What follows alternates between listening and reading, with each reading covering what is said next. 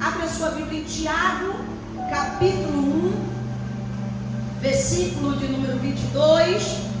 Uma igreja que vive a palavra. Tiago 1, 22. Creio que nessa série a gente vai aprender muito, porque eu só vejo gente dizendo: nós somos igreja, mas nós precisamos aprender a viver como igreja, a nos comportar como igreja. Como a igreja de Deus precisa ser, como a igreja de Deus precisa se comportar. Tiago capítulo 1, versículo 22. A palavra de Deus aqui nos diz o seguinte: e sede cumpridores da palavra, e não somente ouvintes, enganando-vos com falsos discursos. Porque se alguém é ouvinte da palavra e não cumpridor, é semelhante ao varão que contempla ao espelho o seu rosto natural. Porque se contempla a si mesmo e foi-se e logo se esqueceu de como era. Aquele, porém, que atenta bem para a lei perfeita da liberdade e nisso persevera, não sendo ouvinte esquecido, mas fazedor da obra, esse tal será bem-aventurado naquilo que fizer. Só até aí, em o nome de Jesus. Estenda as mãos aqui na minha direção. Ore mesmo, com toda a vontade. Diga: Deus, use a tua serva. Aleluia. Senhor amado e poderoso, Deus querido e eterno, nesta hora eu estou aqui diante do Senhor e também diante da igreja. E eu creio que o Senhor quer falar conosco, que o Senhor deseja encher os nossos corações e nos dar o direcionamento certo. Meu Deus, que através da tua palavra, Senhor, que nós possamos ter essa direção, que a tua palavra, Deus, seja como uma semente que caindo em boa terra germinará, dará muito fruto. Que eu seja aqui hoje um instrumento puro, santo e verdadeiro da parte do Senhor, para falar verdades espirituais ao coração da tua igreja, que nós possamos ser edificados e viver verdadeiramente como o Senhor deseja de nós, em nome de Jesus. Amém. Graças a Deus. Pode celebrar ao Senhor com as suas palmas. Bem forte, bem forte. Na época em que Tiago escreveu essa carta, estava havendo uma grande perseguição à igreja de Deus, ao ponto de que aqueles que estavam em Jerusalém, em Israel e suas cercanias, eles precisaram sair daquele lugar e se dispersaram. Então, a igreja que foi escrita, a igreja da dispersão, os discípulos da dispersão, porque eles tiveram que se dispersar, que sair para tudo quanto foi lugar, por causa da perseguição que estava ocorrendo. Mas não era só perseguição. Como nós bem sabemos, a vida cristã, todos os dias ela possui os seus percalços. Nós passamos por aflições, por decepções, por adversidades diariamente. E quando aqueles cristãos passaram a viver em perseguição e juntando com as suas aflições diárias, eles acharam melhor, muitos deles acharam melhor, presta atenção, simplesmente conhecer a palavra, mas não viver uma vida prática dessa palavra, não colocar essa palavra na sua fé, no seu dia a dia em prática, porque eles achavam muito mais fácil, até porque se eles ficassem vivendo a palavra corajosamente, Se eles agissem ousadamente como a palavra ensinava, a perseguição iria piorar para eles. Então, o que é que eles resolvem? Eles resolvem viver um evangelho apenas nominal. Muitos deles eram conhecedores da palavra de Deus, mas eles não eram praticantes. Então, Tiago escreve, inspirado pelo Espírito do Senhor, para dar um alerta, para dar um despertamento para aquele povo que tanto conhecia a palavra, mas não estava praticando. Então, ele diz: sede cumpridores da palavra de Deus e não somente ouvintes. E a primeira coisa que eu quero trazer para vocês, porque nós precisamos entender que a igreja que nós devemos ser é uma igreja que vive a palavra de Deus, que pratica a palavra de Deus. Então, o primeiro tópico é uma igreja que não se engana, mas obedece. Porque o próprio Tiago disse: sede cumpridores, sede praticantes da palavra de Deus. Não sejam só ouvintes, enganando-vos a vós mesmos. A pessoa que só ouve, mas não pratica, ela está se enganando, se iludindo, achando que o conhecimento que ela tem vai salvar ela, achando que o conhecimento que ela tem é suficiente, porque ela tem que agradar a Deus, é com o conhecimento que ela tem, mas não é. Só o conhecimento da letra não muda a nossa vida, não nos transforma. Nós precisamos entender que o Senhor nos chama numa igreja para viver a palavra dele, para obedecer. E a palavra de Deus fala, irmãos, em João 14, 23. Se vocês me amam, porque nós cristãos vivemos dizendo que amamos a Deus. É o tempo todo, é na oração, dizendo: eu te amo, Senhor. É no meio dos seus parentes, dizendo que ama a Deus. Mas aí vem a palavra em João 14, 23. Se vocês me amam, vocês devem obedecer a minha palavra. Se vocês me amam, vocês devem conhecer a palavra e praticá-la. E aplicar na sua vida. Porque o que adianta tanto conhecimento? Então, por que eles não estavam praticando a palavra? Porque eles estavam com medo da perseguição? Sim, mas não era só por isso. Era porque, na verdade, aquele mundo greco-romano era um mundo que exaltava o conhecimento. Eram as religiões que eles tinham que colocavam o conhecimento lá em cima, mas não a prática. Então, na verdade, aquelas pessoas tinham se rendido a Cristo, mas eles estavam trazendo um antigo hábito das religiões greco-romanas, de que exaltavam o conhecimento. Conhecer é bom, conhecer é muito. Não era só as religiões, mas até a filosofia grega. Eles exaltavam o conhecimento. Para eles o conhecimento era quase tudo. Eles colocavam o conhecimento tão lá em cima que ele dizia: o conhecimento é praticamente tudo, mas também tem que ter virtude. Mas eles colocavam a virtude em segundo plano. Primeiro era o conhecimento. E aquele povo, nessa toada, nessa pegada aí, eles: não, então agora eu sou cristão, já estou conhecendo e tá bom. Não, ali eram as religiões vazias, ali eram as religiões superficiais. O cristianismo é diferente. O cristianismo nos chama para viver, para praticar, para obedecer aquilo que nós estamos aprendendo. Quem está entendendo aí, diga glória a Deus. E por último, eles não estavam praticando a palavra porque, na verdade, era uma falta de compromisso pessoal. Também tinha isso. Primeiro era por causa do medo da perseguição. Quanto mais eles fossem mostrar a fé, a prática cristã, mais eles seriam perseguidos. Segundo, por causa da ideia dos romanos e gregos que o conhecimento era tudo. E terceiro, porque faltava neles o próprio compromisso deles com Deus.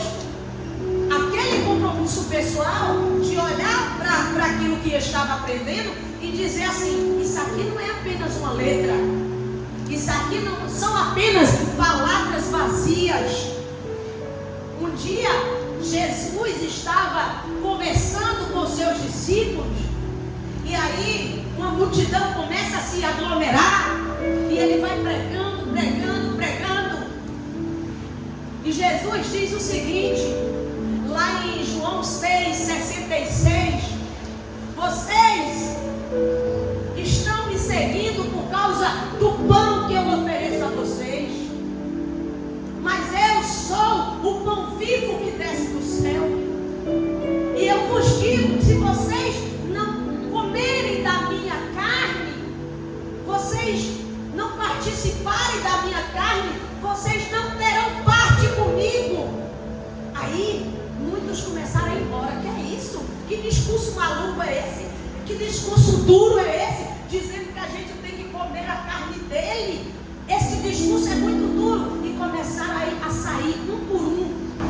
Aí ficaram 12.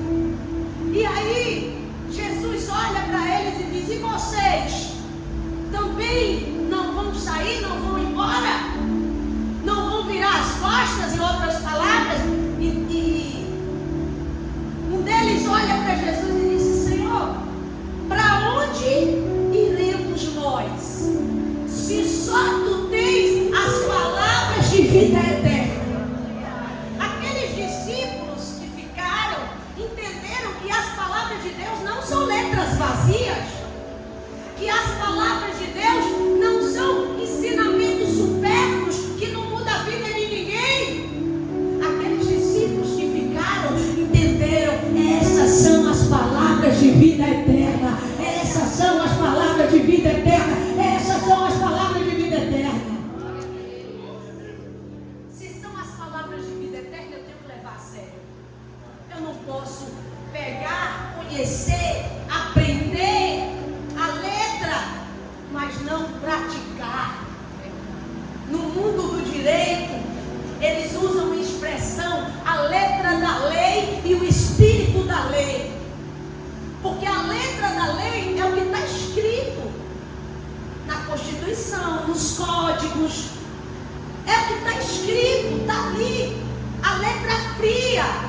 Mas tem situações do dia a dia das pessoas que aquela letra fria, ela não vai conseguir acompanhar. Por exemplo, começaram a acontecer crimes virtuais. Começaram a acontecer bullying virtual, bullying em redes sociais. E ainda não existia um tipo penal no Brasil para punir essas pessoas. E aí, como é que se faz? Vai olhar só pela letra da lei? Vai pegar aquela letra fria e dizer: não, aí eu já conheço, eu já sei. Tem que interpretar, tem que saber o espírito, o que é que a lei quer trazer de benefício para o povo. Com a palavra de Deus, eu vejo uma certa semelhança, porque tem a letra onde a gente aprende, onde a gente vai ter o conhecimento. Mas quando nós olhamos a palavra de Deus com os olhos espirituais, a gente vê que aqui não são apenas letras vazias, que é uma palavra que pode mudar a vida de cada pessoa aqui presente. Então você vai ter que aprender que vida cristã não é só conhecer a Bíblia, não é só pegar e ler, porque tem muitos enchendo igrejas, participando de lives de pregação, vendo pregadores na internet o tempo todo. Tem vários pregadores que estão com milhões de views todos os dias.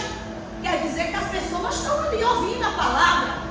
Porque se fulano tem 10 milhões, tem 5 milhões, tem 3 milhões de seguidores, tem 1 milhão de visualização, então quer dizer que muita gente teve acesso àquilo.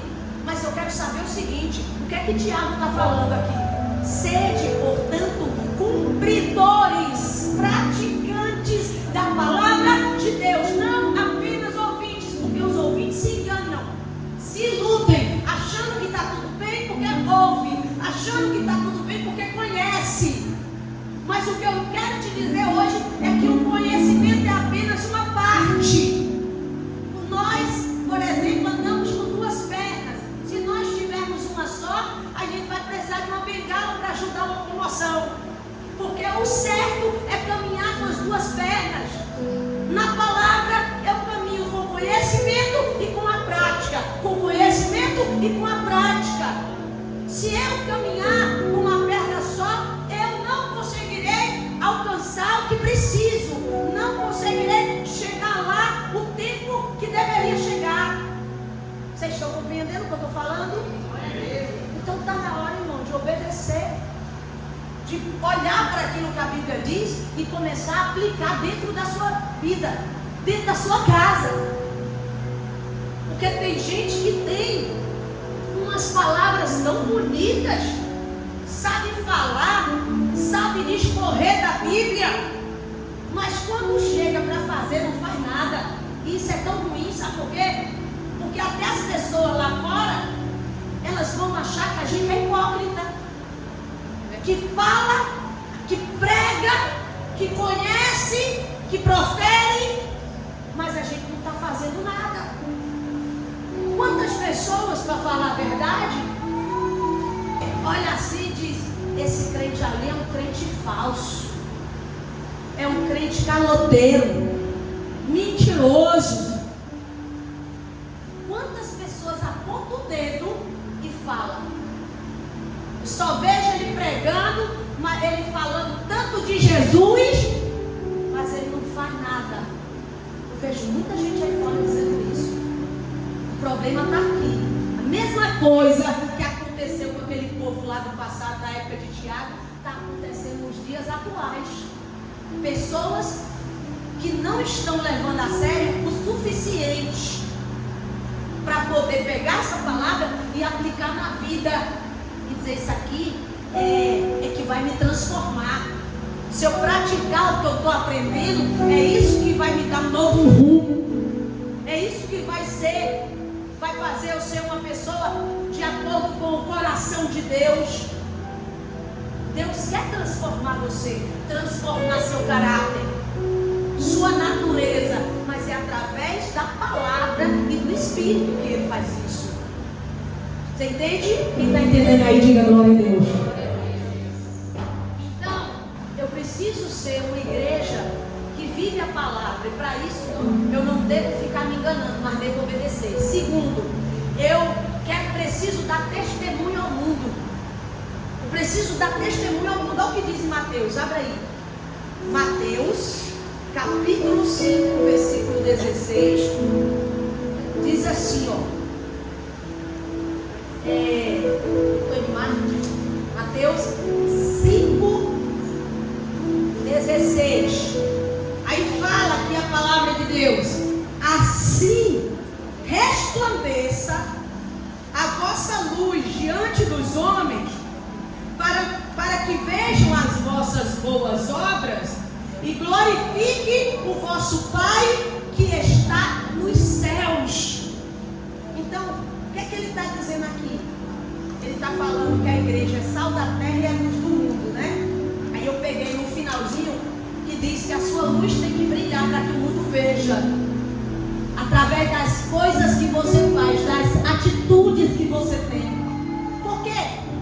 Porque o nosso testemunho, ele é muito mais forte quando ele tem atitudes que são coerentes com as nossas palavras. Quem entendeu aí? Quem entendeu? Diga glória a Deus. Você pode ter um testemunho: olha, Jesus é maravilhoso, Jesus é um Deus que perdoa. Eu cheguei na igreja, estava na sarjeta, Ele perdoou meus pecados, Ele transformou minha vida, e Ele também deseja que a gente perdoe aquele que nos ofendeu. Aí você fala bonito, mas quando alguém faz o mal a você, você é aquela pessoa carrancuda, não perdoa fácil. Não, isso é grave, isso é muito grave, eu não deixo passar, eu não vou perdoar. Mas aí o seu testemunho para o mundo vai ser mais forte se a sua atitude, se as suas ações, se as suas obras forem compatíveis com aquilo que você diz que sabe, com aquilo que você fala, com aquilo que você conhece. Por isso é importante a igreja viver a palavra para ela testemunhar, porque só ficar falando de Jesus, o povo vai escarnecer da gente. Olha lá o crente falso, mentiroso. Eu que não quero ser um crente igual a ele. Ele fala, mas não vive. É um crente que bate na mulher. É um crente que espanca a mulher. É um crente que todo mundo que negocia com ele sai na desvantagem. Ele sempre quer tirar lucro em cima de tudo e de todos. Cadê nossa luz brilhando? Nossa luz, nosso testemunho vai brilhar mais forte se a nossa ação, se a nossa obra, se a nossa atitude for compatível com aquilo que a gente prega, com aquilo que a gente fala, com aquilo que a gente conhece de Deus. Você não vai conseguir brilhar se você só falar de Jesus. Você tem que brilhar mostrando, mostre o amor. Mostre o amor. Estenda a mão para quem precisa. Isso é uma demonstração de amor e de misericórdia. Estenda a mão para quem necessita. Ah, eu já dou meu dízimo. Hoje em dia as pessoas estão assim, ó. Se ela devolve o dízimo na igreja, ela acha que ela não pode mais fazer nada por ninguém. Ou, ao contrário, ela pega e diz, não, eu não vou devolver o dízimo não, porque eu estou ajudando o irmão. O que é que tem a ver uma coisa com a outra? O que tem a ver? Você poderia, em algum momento, dizer, eu não vou devolver dízimo, eu não vou pagar minha energia não, porque eu paguei a internet. Tem a ver uma coisa com a outra? A energia é energia, a internet é internet. Uma coisa não tem nada a ver com a outra. Então, aí a pessoa diz, não, mas eu não vou ajudar, porque eu já ajudo na igreja. Eu posso contribuir com as minhas doações na igreja e devo, porque a Bíblia nos ensina a ser fiéis. Mas não é por causa disso que eu não posso estender a mão para quem precisa. No dia que alguém necessitar e eu puder ajudar, se Deus está me dando condições, lembre do princípio da pesca maravilhosa. O barco muito cheio afunda. É necessário compartilhar para que o barco continue a flutuar. Não foi bem pensado, mas rimou. O Senhor estava lá e mandou eles irem jogar as redes. Eles jogaram as redes no alto mar. Anteriormente tinham tentado pescar a noite toda, não conseguiram nada. E aí, meu irmão, depois eles pegaram tanto peixe que o barco deles estava quase se afundando. O que é que eu quero dizer? Que às vezes compartilhar diminui o peso da sua vida. Ó, quem está entendendo, quem está me ouvindo, diga glória a Deus. Compartilhar é bom. A Bíblia diz, mais bem-aventurado coisa é dar do que receber. Se Deus permitiu que o meu barco esteja tão cheio, quase afundando de tanto peixe, qual a lição que Ele quer me dar? Se liga aqui, se liga aqui. Se Deus permitiu que o meu barco esteja tão cheio, quase afundando de tanto peixe, o que é que Ele quer me dizer com isso? Compartilha. Dá peixe para as outras pessoas. Ah, pastor, então a senhora quer dizer que eu só posso dar quando meu barco estiver bem cheio para não afundar? Você já está também levando para outro lado. Não foi isso que eu falei. O que eu quis dizer é que até o barco está muito cheio, existe um propósito de Deus. Se Ele encheu muito o seu barco, o propósito dele é que você compartilhe os peixes com os outros barquinhos menores. E eu quero te dizer essa manhã que Deus pode fazer exatamente isso. Ele conhece o seu coração e Ele pode encher o seu barco sobrenaturalmente. Pode encher de uma tal maneira, mas Ele quer que você aprenda a agir pela palavra e não só conhecer a palavra. E a palavra nos ensina a estender a mão. A palavra nos ensina a ajudar a quem precisa. Glória a Deus. Ajude quem precisar. Se Deus está te dando condições para isso, não se negue. Ah, eu tenho, mas não vou dar não. Não se negue. Se Deus está me dando, se Deus está me abençoando, eu vou estender a mão. Isso é viver como igreja, é praticar a palavra, é praticar o amor, a misericórdia. Praticar o amor não é só isso. Praticar o amor é quando alguém precisa de um conselho e está desesperado, você está ali, o seu ombro amigo para dar um conselho da parte de Deus para ele. Praticar o amor é você estar todo dia aqui na igreja orando por eles. Isso é praticar o amor. Então vamos viver a palavra.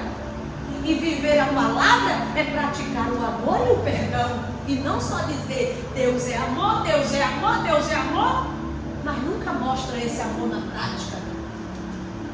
Então, a igreja precisa testemunhar.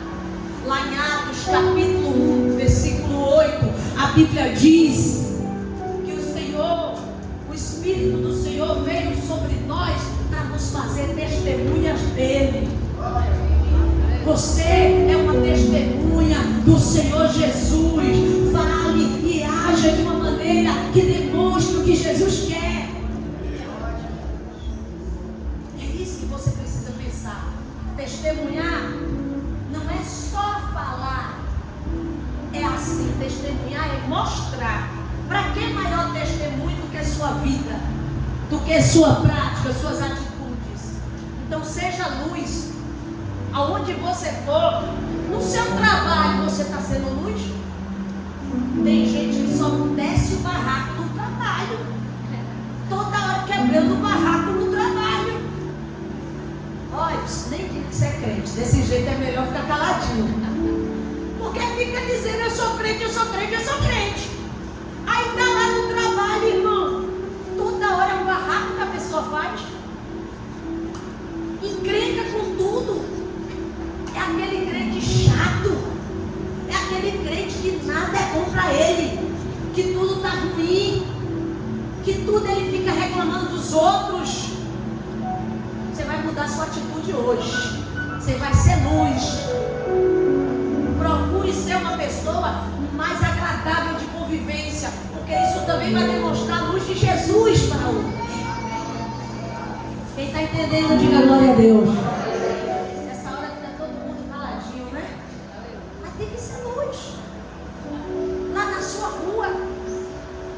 Pessoas têm que olhar e dizer, olha, ali, Suelen não se envolve com nada errado, é uma pessoa do bem, é uma pessoa que quando pode ajudar os outros ajuda, que não está metida em escândalo, em barraco, em nada. Essa aí é uma boa cristã mesmo, é uma verdadeira cristã mesmo. Mas aí tem gente que faz o contrário, fala tão bonito de Jesus, mas na prática desfaz tudo, destrói tudo. Então, está na hora da sua atitude condizer com a sua fala. Ok? Terceira coisa, uma igreja que cresce espiritualmente, que vive na palavra e cresce espiritualmente. Colossenses 1:10, abre aí. Gálatas, Efésios, Filipenses, Colossenses. Colossenses capítulo 1, versículo 10. Aí diz assim: para que possais andar dignamente diante do Senhor, agradando-lhe em tudo, frutificando em toda boa obra e crescendo no conhecimento de Deus. Agora eu quero que você entenda isso, porque quando a gente olha aqui na linguagem do português, a gente não entende bem. Pastora, você está falando que não pode ser só conhecer em palavras, e agora esse texto está dizendo que a gente tem que andar dignamente diante de Deus, tem que frutificar e tem que crescer no conhecimento de Deus. Eu sei que você não entende grego, não gosta muito do grego, mas no grego, essa expressão conhecimento de Deus, ela tem uma raiz da palavra gnose.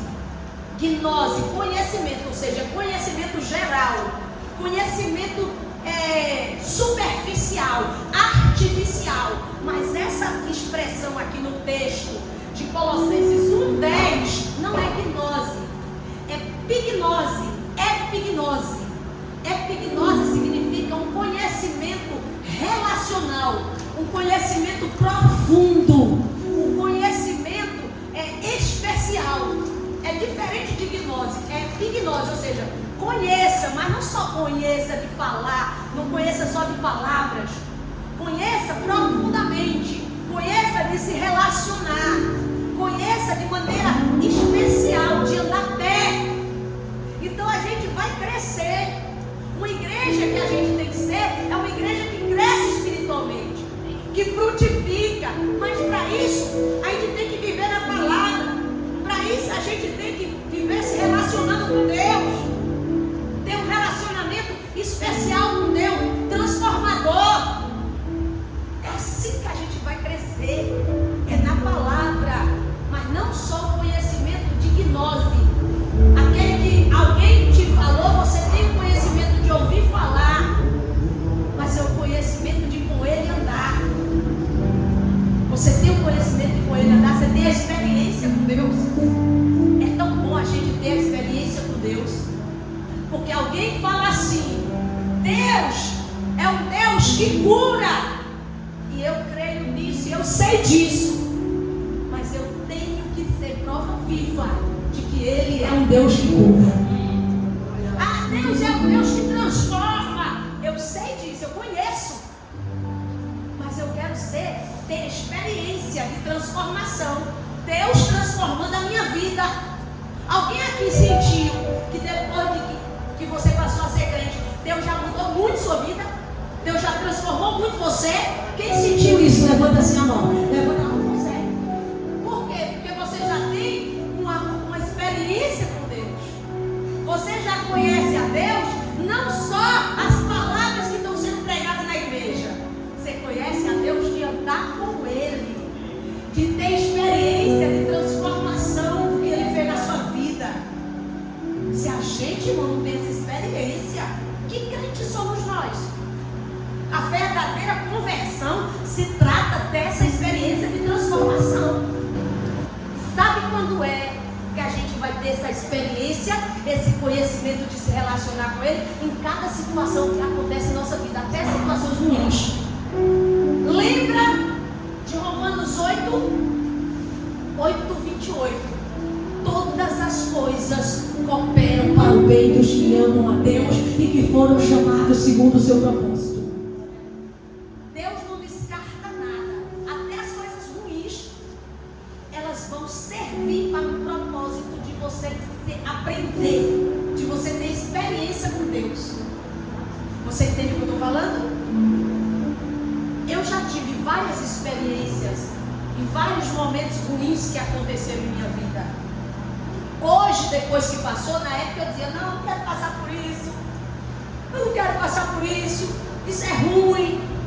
Mas depois que eu passei pelaquela situação, eu digo: rapaz, agora eu sei o que eu passei, que eu tinha que ter essa experiência.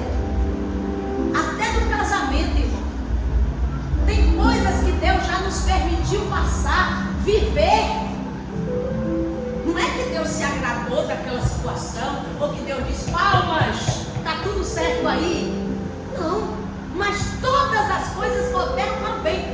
Eu tenho experiência hoje de andar com Deus, de abrir mão do meu querer, do meu eu, para fazer a vontade dEle. Quantas vezes no casamento a gente tem que perdoar? É ou não é, irmãos? É ou não é, irmãos? Tem gente que diz: nem venha, mas é. Às vezes a gente tem que perdoar diariamente, liberando perdão, porque acontecem tantas coisas, tantas situações. Aprendi a perdoar com alguns problemas que aconteceram na igreja. Aprendi a perdoar com o meu marido, para ele não ficar chateado. Ele também aprendeu a perdoar comigo. Ele também aprendeu a perdoar comigo. Não é? Essa é a verdade. Essa é a grande verdade. Crescer espiritualmente conhecer a Bíblia de capa a capa. Eu vou conhecer. Quando alguém disser uma coisa, eu vou responder com o versículo da Bíblia. Isso não vai mudar a sua vida, eu sinto muito de dizer. O que vai mudar a sua vida é não só você conhecer, de ler, de ouvir falar, mas de ter experiência, de andar perto, de se relacionar. Como é bom falar de oração. A gente terminou uma série falando sobre oração. Mas é bonitinho falar de oração, né? Oh, como a igreja tem que orar. A oração Deus ouve, Deus opera. Mas quantos crentes não têm orado?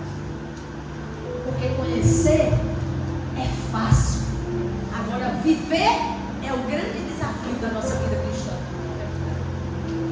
Então o mais correto não é você ficar, eu já conheço. É você procurar viver o pouco que você conhece, procure viver.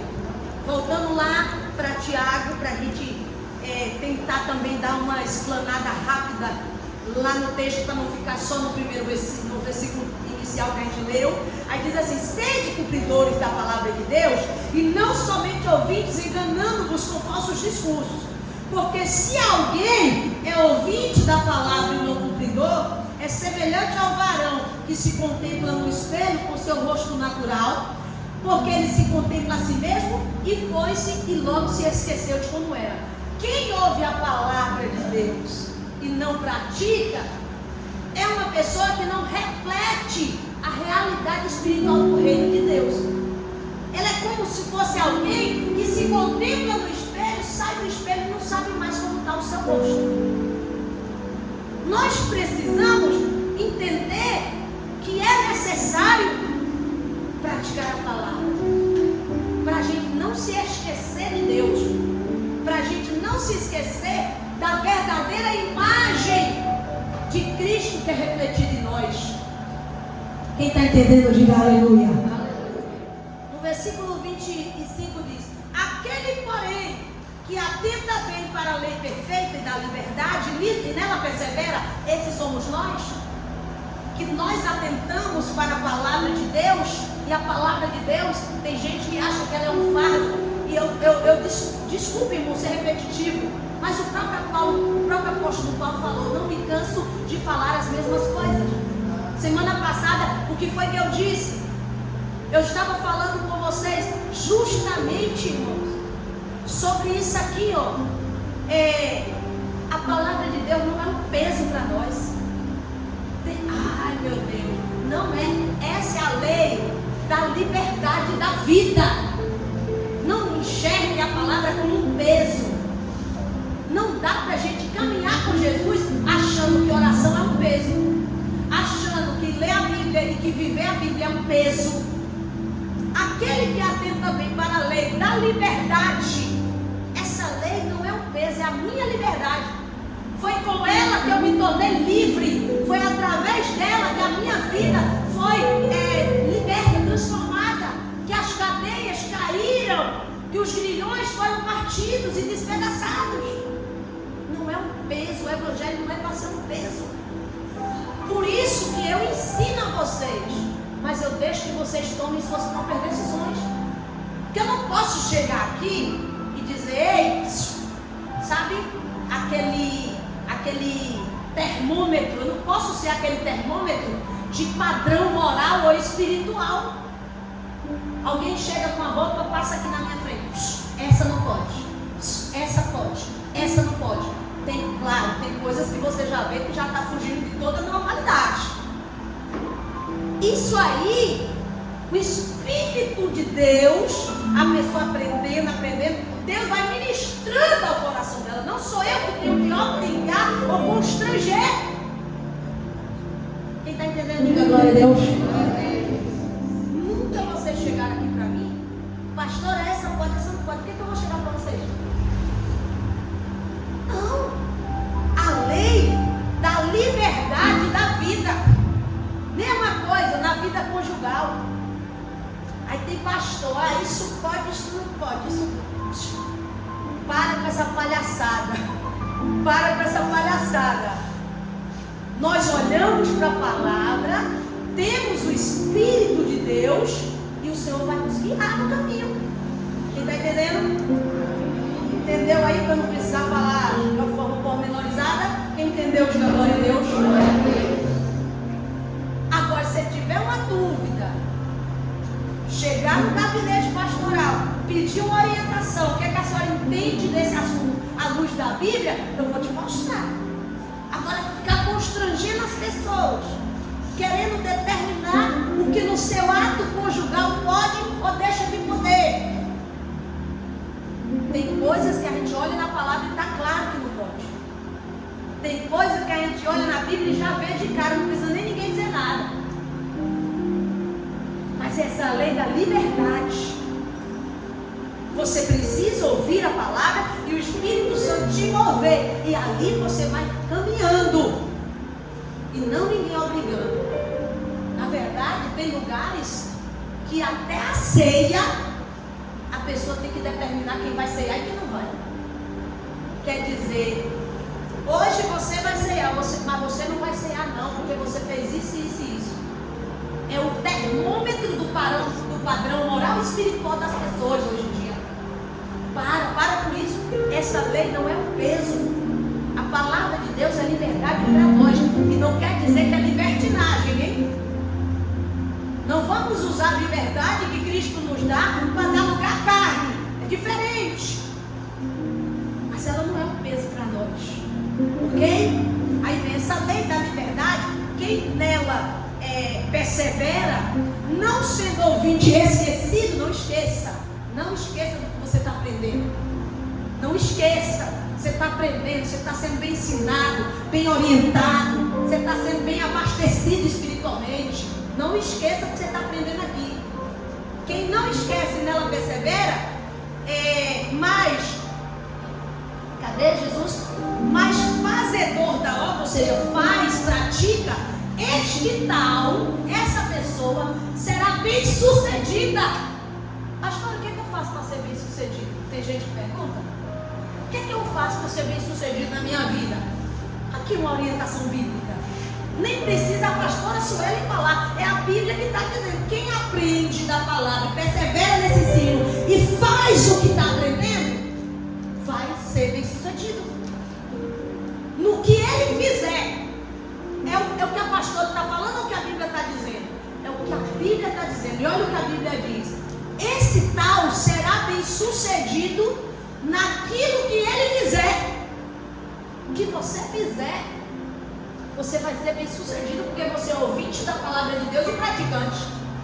Porque você não esquece do ensino que está sendo ministrado ao seu coração. Antes você é um fazedor da obra, como diz a Bíblia. Seja esse.